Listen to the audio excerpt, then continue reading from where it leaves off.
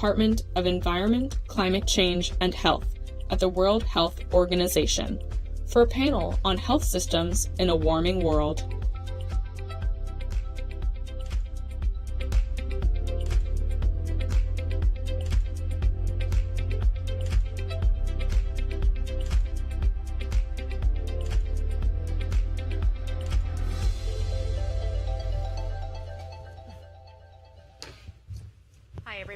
Nice to see you again, and I'm really excited to, in many ways, pick up on some of the themes that I was discussing with Robert in our previous segment, and to talk a little bit about this inextricable link between health and climate and the need to make sure that we're adapting and building resilience to both. So we have a great panel of private sector, civil society, and multilateral perspectives here, which is fantastic. And so let's dive right in. Josh, I'd like to start specifically with you, and in particular, in many ways, as Robert was touching on, and we were talking about behind the scenes, climate adaptation and climate mitigation are really two sides of the same coin. And we know that climate change is exacerbating health risks, and healthcare systems are being undermined, and they need to be made more resilient to the impacts of climate change. How do you perceive this dual challenge, and what are the kinds of investments and reforms that you think are needed in order to meet that dual challenge? Thanks so much, Manisha. That's a good question. You know, when I think about where this dichotomy that exists in the climate world between adaptation and mitigation came from, you can kind of trace it back to the establishment of the United Nations Framework Convention on Climate Change, and then the evolution of those negotiations, where the two issues have been separated in a lot of ways. And, you know, in some ways it's important that they are, because the rich countries, the developed world, is most responsible for the emissions and needs to mitigate, while as there needs to be funding and support for low and middle income countries to adapt to the impacts of a problem they didn't cause. But at the same time, it's created this situation where we've got these two different things that are intimately interrelated, that aren't dealt with together. And so, you know, if you fast forward a little bit to just a few years ago at COP26, the COP26 health program, which we worked with WHO and the UK COP presidency at the time to establish, created two commitments. One on mitigation in the healthcare sector, low carbon health systems, moving towards zero emissions, and the other on climate resilient health systems, which really meant adaptation.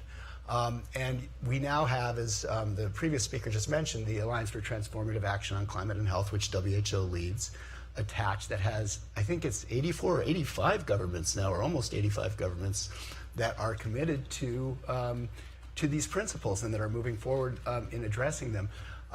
But they're still seen as separate, and they're seen as separate in the health world as well. And what we're doing at Healthcare Without Harm, and we're trying to rethink this a little bit and say, yes, these are two sides of the same coin. And we're looking at how to decarbonize healthcare while supporting healthcare to adapt, because the health sector is on both sides of that coin. It's getting hit hard with the impacts of climate change and needs to adapt and address it. And it is a major contributor to the problem, emitting 5% of net global greenhouse gas emissions. And so there's a lot of sweet spots where adaptation and mitigation measures can be the same thing. Mm-hmm. And at the same time, there are some things that aren't. But if we start looking at things and defining what a climate resilient health system is, a climate resilient health system is both adaptive and it's moving towards zero emissions. And so I think that's, you know, something that we need to sort of rethink a little bit. Yeah, I appreciate that, and it's a perfect segue to what was going to be my next question for you, Glenn, which is, you know, you're in many ways on the front line, if you will, of making sure that, you know, healthcare is not only equitable and accessible, but that it is meeting the realities of climate change, whether that's extreme heat or flooding, and being able to withstand those severe weather events. But at the same time, you know, I'm curious to know how you're confronting those challenges that climate change presents while trying to make healthcare more sustainable, environmentally sustainable through your work at Bupa. Sure, thank you. And for those of you who don't know who Bupa is, we're a global healthcare company, and we've been looking after people's health for over 75 years. We have around 50 million customers globally. I think we very much understand that intersection between human health and the health of the planet. That is crystal clear to us in terms of the way that we service our customers. And we have to, therefore, work towards supporting people's health in this changing climate that we are facing into. And we're seeing that health systems everywhere are really struggling, right? This is the reality in which we are currently existing. So we have an ambition to really reinvent or reimagine the way that we deliver healthcare and the way that we interact with the sort of broader health system. And that kind of, that is very much geared towards creating this net zero resilient healthcare system. The way we plan to do that, the way we are doing that is obviously to decarbonize our direct operations and our value chain, which is, you know, a huge amount of work in its own right. We have ambitions to be net zero, we have SBTI-backed targets, and we're also members of the Race to Zero. But we also recognize that we have to invest in nature for the benefit of human health, right? But there's a broader component around how do you work towards creating a healthier society? And for us, increasingly, that is about the role of prevention. And how does that come to the fore? So how do you make sure that the products and the services that we offer increasingly support that kind of preventative agenda, as well as, you know, looking after people when they are ill? Now, we can't do that alone. I mean, this is a very common theme that you've heard from lots of people. You know, we're proud members of the Sustainable Markets Initiative. We're working with the health system. We're working with the WHO. We're also partnering with Healthcare Without Harm. But we have also started to look outside the health sector to collaborate across sectors. And we have a built environment partnership, which helps us kind of start to think about the determinants of health and how that then is driving the way that we react to the kind of realities of particularly things like urban environments in this changing climate. Yeah, and similarly, I would imagine rural environments too, right? And making sure that they're contextually relevant. But I appreciate your point about the different types of stakeholders that are really necessary. And Maria, this is where I'd love to bring you into the conversation. You are leading on all things climate and health, the WHO. That's a very big job. And so tell us a little bit about how you all see your role and the role of multilateral institutions, and how are you working, whether it's with member states, whether it's with other multilateral institutions or the private sector, in terms of mobilizing financing, providing technical support, and filling policy gaps where they exist? Wow. Most of the things we do are secret, so I am not sharing it. No, I'm joking. But it's funny because this morning we were at the New York Times and it was a picture of Martin Luther King. And I remember, Marina reminded me that some years ago, I was when we were starting working on climate change and health, we were telling everyone, well, Martin Luther King, he says, his famous statement is, I had a dream. We, the global health community that WHO represented, we are a little bit more ambitious like that. We have a dream, but we have a plan as well. So, and this is the plan. The plan is everybody has a role to play. So, of course, through the SMI, we are making sure that by having WHO in that group, I hope we are not disturbing too much, but we are making sure that we put some pressure for them to do what they are doing, and we are very satisfied with what they are doing, but of course we want more. So we want to scrutinize what the public sector is doing, private sector is doing, and asking them even more and more every day, because it's a contribution that is fantastic and can be very motivating for others and can attract more from the private sector. Then, of course, we need to put around the table the ministers of health. Yeah. And the ministers of health, they need to recognize that if you are a minister of health, you are not just a minister of diseases treatment. You are a minister of health. So you are in charge, thank you, sir. You are in charge of making sure that your population will not be sick. Yes. And what we are having now is this massive primary prevention revolution that WHO wants to put in place. I mean, if we do not invest on prevention, primary prevention, because some of my colleagues, the medical doctors, will often tell me, well, but we are doing a lot of early detection of breast cancer. I said, sorry, go back to your books, because this is secondary prevention, not primary prevention. It's a critically important one, but you have already something. You want to detect something that you already have. Primary prevention means that you don't have anything, but you need to put in place what will protect you for developing. So we need to make sure that our people stop breathing horribly toxic air. That will be a massive primary prevention. Thank you. Then, of course, so we mobilize ministers of health, but they are not the ones holding or having the capacity of taking decisions. So we put a lot of we infiltrate a lot of people in the energy sector, for instance. And now, any conference about renewables, you will have somebody from my department talking. We infiltrate ourselves because we recognize that access to clean energy will give us such an incredible benefits for health. Then, of course, to be even more credible, we need to start to clean our own house. And then we need to reduce our own carbon footprint. So green in the health sector. But careful, because while we are here with a lot of even air conditioning, which is not needed, by the way, so on the climate week, we should do something about that. But thank you. But at the same time, we have more than half of the world who do not have access to electricity or any, the energy so poverty. we need to make sure that when we talk about green in the health sector, we are always explaining very well that a lot of health system needs to gain access to energy. So they are not polluting at all. They are simply suffering the consequences. For them, we want to put solar panels. Can you believe it? Something more basic than that, and it's still in Africa where they have plenty of solar energy for some reasons that I will not describe here, but if you are interested, I can elaborate. It's not, we have half of the healthcare facilities in Africa do not have access to reliable electricity. Can you believe it? But for the rest of the world, yes, we can reduce our carbon footprint. We can make our health system more sustainable, and at the same time, as Josh was saying very well, more prepared to be resilient to climate change. So it's such a win-win that I don't know what else we can say about this.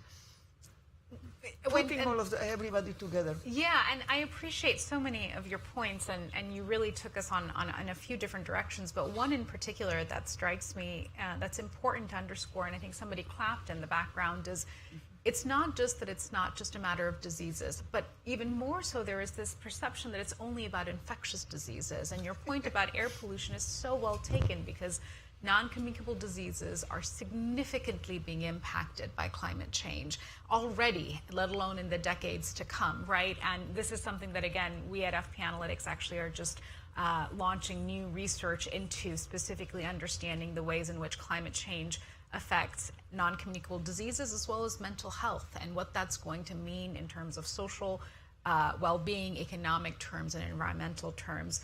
But the other thing that you talked about is interventions, including simple interventions that can really make a difference. And Glenn, I'd love to come back to you for a minute and just ask you a little bit about what are some of the innovations or strategies, whether they are high-tech or low-tech, that you think are most promising when it comes to making the kind of systemic change that Maria is calling for? I think for us, the biggest kind of shift is really this prevention, so this early intervention, this ability to get in front of people, to have a conversation about how do you support their well-being, their good health, to sort of try and mitigate the risk of them suffering ill health, and the sort of, clearly there's a, if we can do that successfully, there's a kind of triple bottom line opportunity, right? So there's improving the health outcome as a fundamental kind of initial baseline opportunity. There's reducing the burden on those health systems that are already suffering. And then there's also the opportunity to reduce carbon and the kind of the decarbonization opportunity that sits with that. I think there's a lot of stuff that we're trying to do, and it's early days, but I think we're trying to sort of really think about the way that we offer our product suite to customers. So reducing the price of the product suite to make sure we can access more people, give people more access to healthcare that keeps them healthy. Working across the private sector and public sector to put in place trials to show, or pilots to demonstrate how we can make this work in a very local context.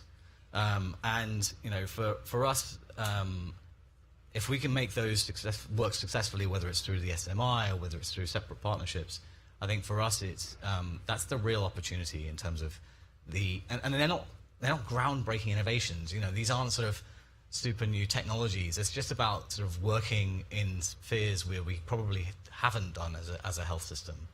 Well, and also to your point, there are low-cost innovations that work and low-tech innovations that work, and there's no reason not to scale those up, right? It doesn't have to be, let's overcomplicate everything. Some things are very complicated, but not everything needs to be.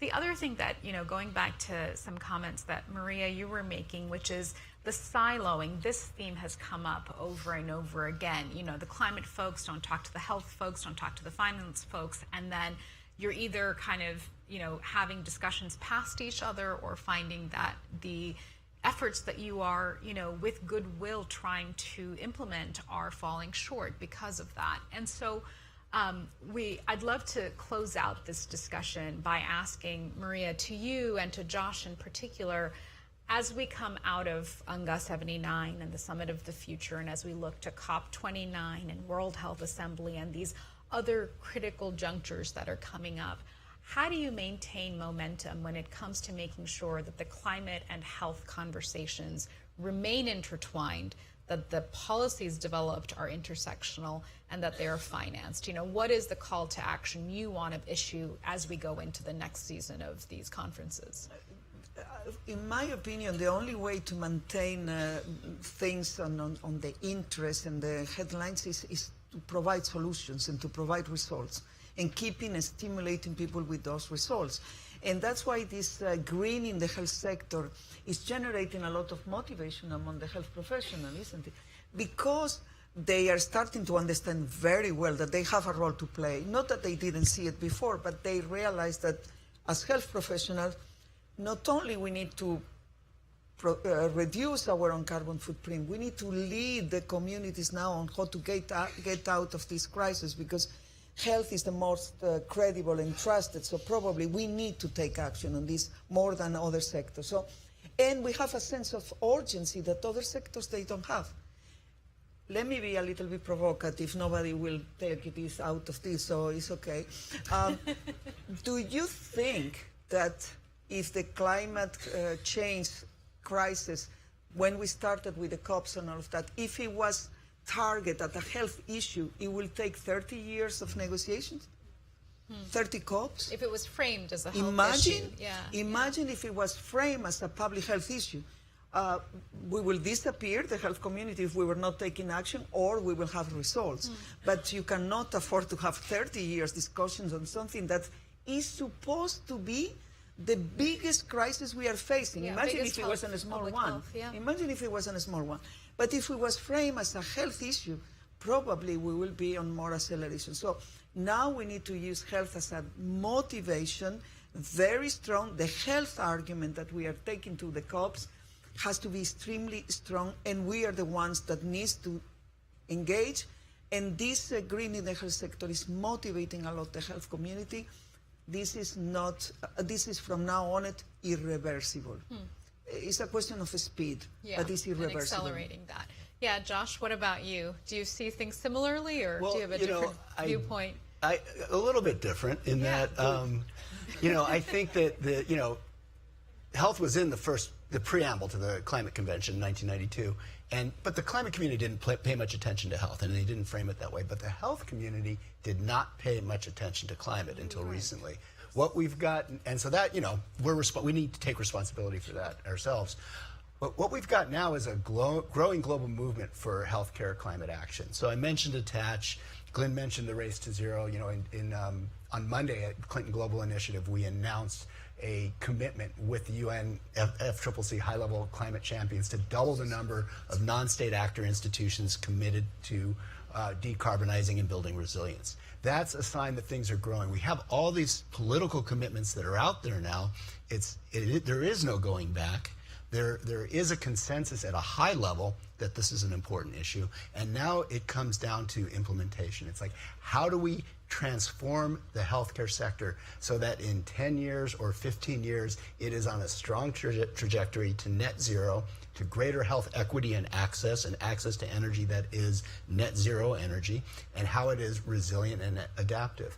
What I would pose to you, the key question here that we face is that 84% of healthcare emissions come from fossil fuel combustion. Most of that's outside the hospital walls. So if the healthcare sector wants to get to net zero, it's got to advocate for a just transition away from fossil fuels. And if we're going to solve the climate crisis and be able to adapt and not end up in a 4-degree world that has huge health impacts, we also need to advocate for an end to fossil fuel use. And that transition. So that's the key issue that I think we all need to work on as the health sector in collaboration with the broader climate sector. Yeah, and that needs to happen not just at the very high levels in forums like this, but really be reflected in community-based healthcare. So much of what you all work on and try to advocate is transformative change at the grassroots level where healthcare is delivered for the most of the world's population, right? Well, listen, unfortunately, we are out of time, and I know we've only just begun to kind of scratch the surface of these issues, but thank you so much for being here, for sharing your perspectives and your candor in terms of what it's going to take and, where we need to be forging connections and maintaining momentum. We really appreciate it. Maria, Glenn, Josh, thank you. Thank you, Vanessa.